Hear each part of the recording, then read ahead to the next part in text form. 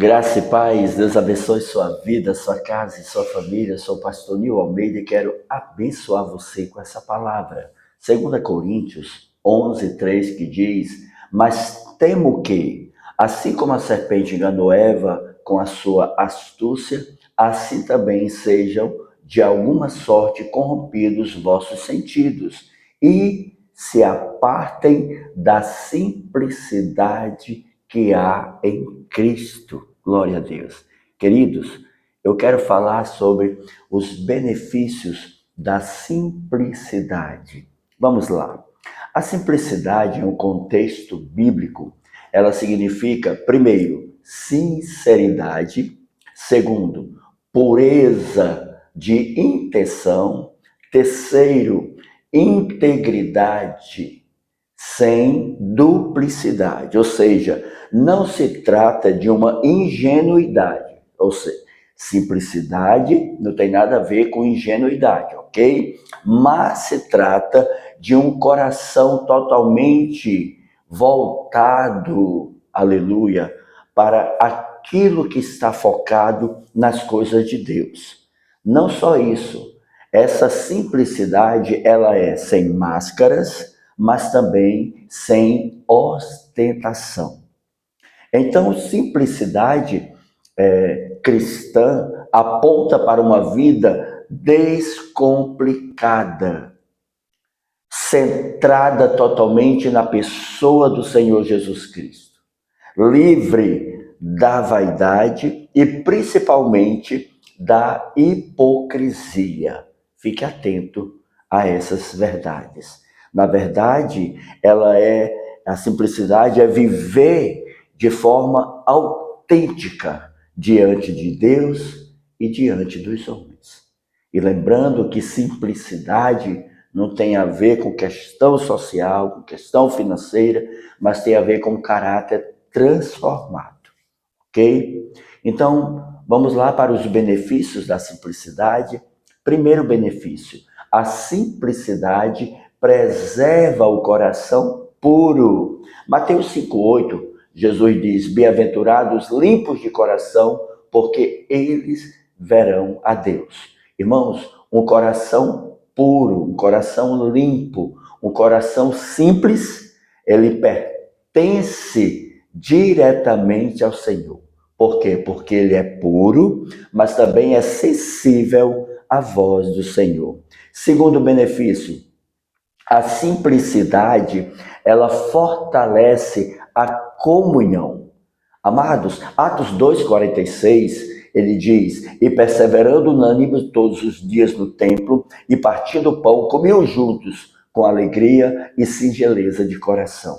A igreja primitiva, irmãos, ela vivia em unidade. Por quê? Porque elas cultivavam a singeleza e a sinceridade. Essa simplicidade, mas ao mesmo tempo essa pureza, essa unidade, elas geravam de fato uma comunhão real, genuína, verdadeira, honesta e pura. E é isso que o Senhor tem para a igreja dele. Terceiro benefício, a simplicidade gera contentamento. Nós já falamos aqui sobre os benefícios do contentamento.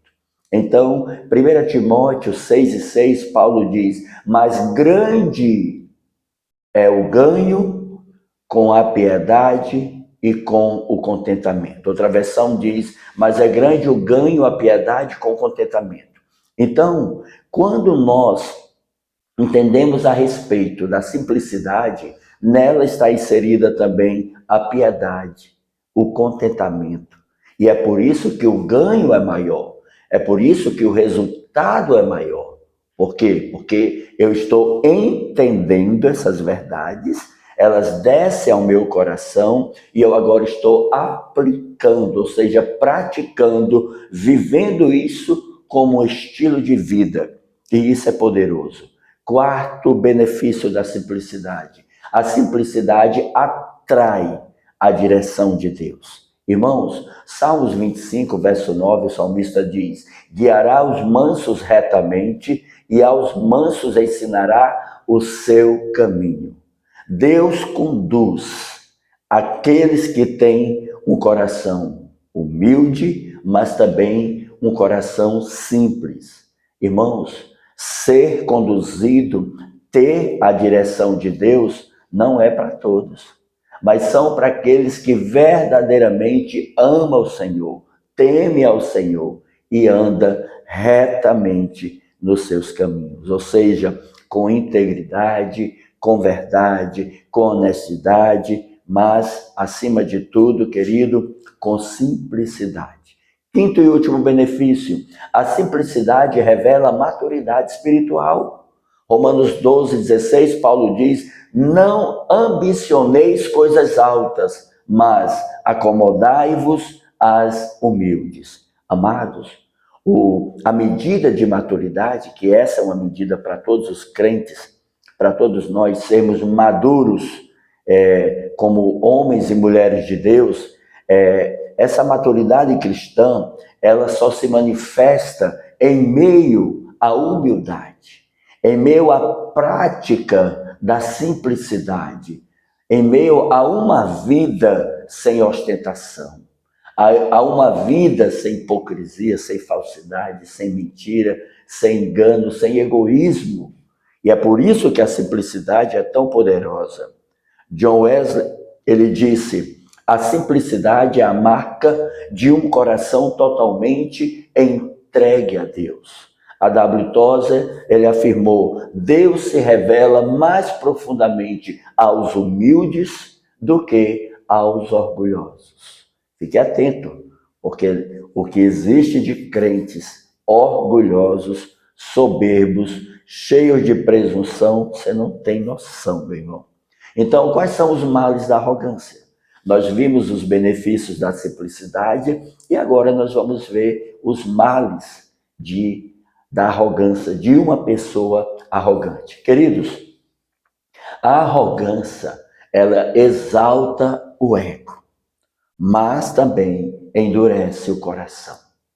Ela distancia o homem da graça de Deus. Isso é o mal. Grande perigo de permanecer arrogante. Então veja só, primeiro mal da arrogância. A arrogância precede a queda. Provérbios 16:18, Salomão diz, a soberba precede a ruína e a altivez do espírito precede a queda. Ou seja, querido, uma pessoa que tem o comportamento, ou a identidade, ou a personalidade arrogante, orgulhosa, querido, essa pessoa, de início, até em alguns aspectos, parece que tudo está dando certo, parece que a pessoa tem o comando, o controle das coisas. No entanto, é como água nas mãos, sabe? Ela vai se escorregando e vai perdendo, é como álcool. Você pega aqui álcool na mão, é geladinho, é frio, é gostoso, mas em questões de segundo evapora. Quem se exalta, querido, quem é orgulhoso, abre caminhos para uma destruição progressiva. Muito cuidado com isso, irmãos. Se humilhe diante de Deus, peça perdão pelo pecado da arrogância, do orgulho, da soberba, para que você viva de fato aquilo que Deus tem preparado para você, no nome de Jesus. Amados, segundo mal da arrogância, a arrogância atrai uma resistência divina, querido. Tiago 4,6 diz, Deus resiste aos soberbos, mas dá graças aos humildes. Você sabe o que é ser resistido por Deus, irmão? Você sabe o que o que é Deus dar limite? O que é Deus colocar aqui um muro, né? Fique aí, sabe? Querido, quem se exalta enfrenta oposição ao próprio Deus, do próprio Deus. Deus detesta. Deus, ele é amor, mas também ele é justiça. As nossas atitudes, nossos comportamentos, as nossas ações, elas dizem muito do que está dentro de nós, do que de fato nós somos, é a nossa essência.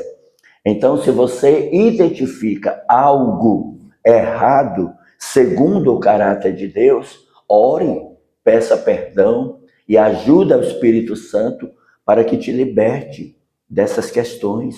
Terceiro mal da arrogância, a arrogância cega o entendimento. Jesus.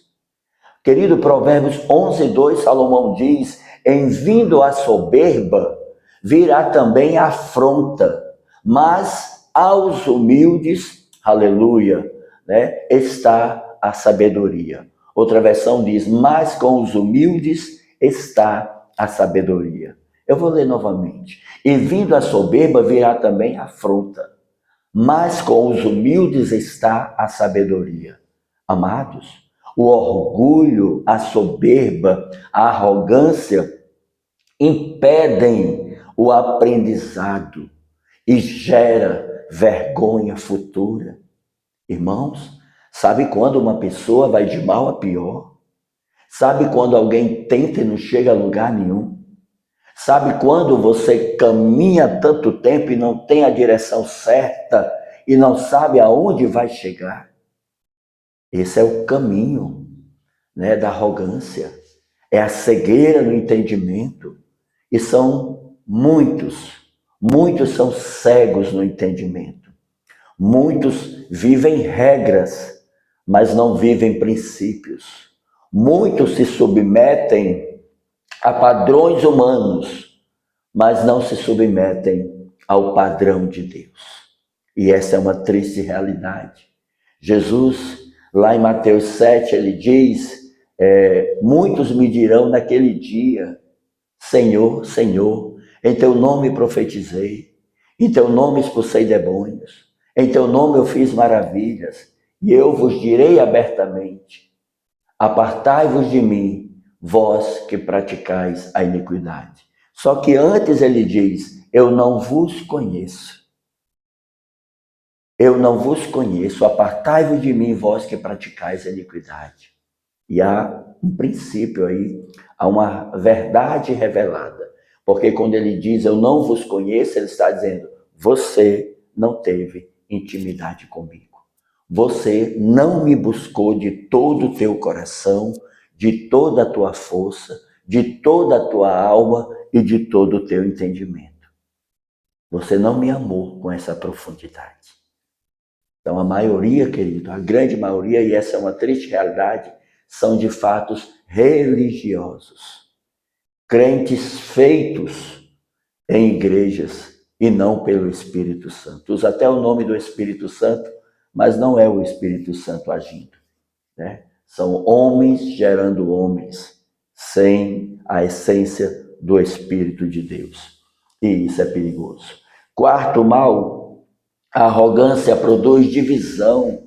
Provérbios 13:10, Salomão diz, da soberba só provém a contenda. Irmãos, todo soberbo, todo orgulhoso, todo arrogante, ele tem o coração altivo.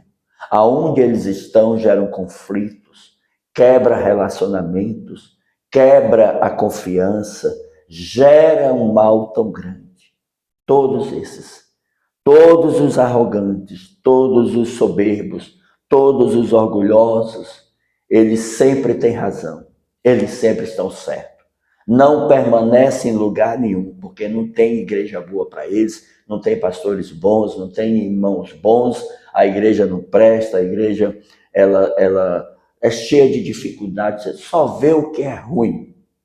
É porque a pessoa é arrogante, é porque a pessoa é soberba, é porque a pessoa ela é orgulhosa, mas ela não aceita. Ela tem a certeza de que ela está correta, de que ela está certa, de que ela de fato tem razão. E ela vende essa ideia, essa certeza, essa convicção diabólica. Ela vende. A primeira coisa que eles fazem é ligar uns para os outros, para aqueles que estão no mesmo patamar de arrogância, de soberba e de orgulho. Eles ligam, eles mandam mensagem, eles fazem uma fofoca, eles fazem um fuxico, eles criam um cenário e até convencem uns os outros. Eles têm o poder da persuasão para o mal. E eles convencem. E gera frieza no corpo de Cristo, gera distanciamento, gera divisão, gera separação, gera contenda, inventam mentiras. É um inferno. É um inferno. E são muitos assim que andam disseminando mal, destruindo uns aos outros. Mas, fazer como diz a vovó, a conta chega, né? Um dia a conta chega. E a gente não deseja isso como ato de vingança, mas aqui é como uma advertência. É uma advertência espiritual essa palavra para nós. E por último, mal, a arrogância afasta a presença de Deus. Meu Deus. Salmo 138, verso 6, o salmista diz: ainda que o Senhor ainda que o Senhor é excelso, atenta para o humilde, mas ao soberbo conhece-o de longe. Queridos, o orgulho cria um distanciamento espiritual. Todo orgulhoso, ele não tem intimidade com Deus. Ele não tem relacionamento direto com Deus.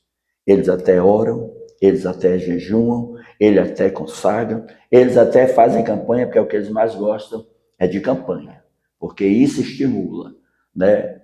Propósito A, propósito B, tantos dias, né? Então, é que nem fogo de palha. De repente estão ali dentro inseridos, mas de repente eles se apagam e assim vão. Querido, para concluir, a simplicidade ela preserva a pureza do coração. Ela fortalece a comunhão, mas mantém o foco na pessoa do Senhor Jesus. A simplicidade ela produz a maturidade, o contentamento e a direção de Deus nas nossas vidas. No entanto, a arrogância, porém, conduz à queda, à divisão, ao afastamento da graça. Fique atento a isso.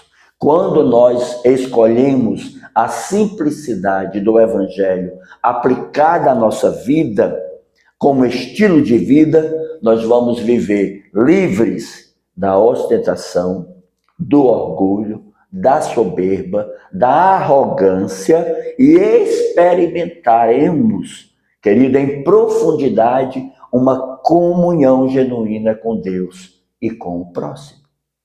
Porque tem muita gente que ama a Deus, mas é intrigado com o próximo.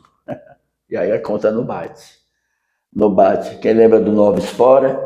Antigamente, a gente somava e depois, né, vamos ver se está exata. Né, Noves Fora, até bater o de cima e o de baixo. Bem, Deus abençoe você, espero que o Espírito Santo tenha falado contigo, vamos orar. Pai, em nome de Jesus eu oro, abençoo sua vida, eu declaro sobre você a bênção do Senhor, que a mão do Eterno te guarde, te proteja, te livre de todo mal e te faça prevalecer. Que o Senhor arranque, quebre toda estrutura de orgulho, de arrogância, de soberba, se porventura há em você. Só você pode identificar isso. Lembre, ou então quem convive com você. Então, duas formas de saber se é arrogante, orgulhoso ou soberbo é ter autoexame, né? Paulo diz, examine, pois, o homem a si mesmo. Primeiro é o autoanálise, é o autoexame. Segundo é pedir pessoas que estão conosco, que nos amam de verdade, para declarar, né, se eu sou ou não arrogante, soberbo e orgulhoso. Isso é muito importante, tem que ter maturidade. Se você conhece alguém que lhe ama de verdade, que é seu amigo, seu irmão em Cristo, que conhece você bem, essa pessoa ela vai, com certeza, dizer, você é sim, arrogante, soberbo e orgulhoso.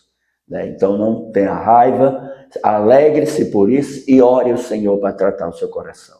Faça um jejum, busque a Deus, prepare aí um mês de oração diante do Senhor, de rendição, de jejuns, um mês, para que Deus mate, para que Deus arranque, para que Deus queime esse mal, esse câncer no seu caráter, na sua vida e na sua identidade. Pai, em nome de Jesus eu oro, eu te abençoo. Eu declaro sobre você a graça do Senhor, que a mão do Eterno te livre, que o Senhor nos purifique, nos santifique pelo sangue de Jesus Cristo e que possamos desfrutar do seu amor e da sua bondade em nome de Jesus. E não se esqueça, há um Deus dos céus olhando para você, há um Deus dos céus preocupado com você e há um Deus dos céus que ama você. Um grande abraço, fica na paz, compartilhe com quem você ama, deixa seu comentário, é muito importante. Deus te abençoe.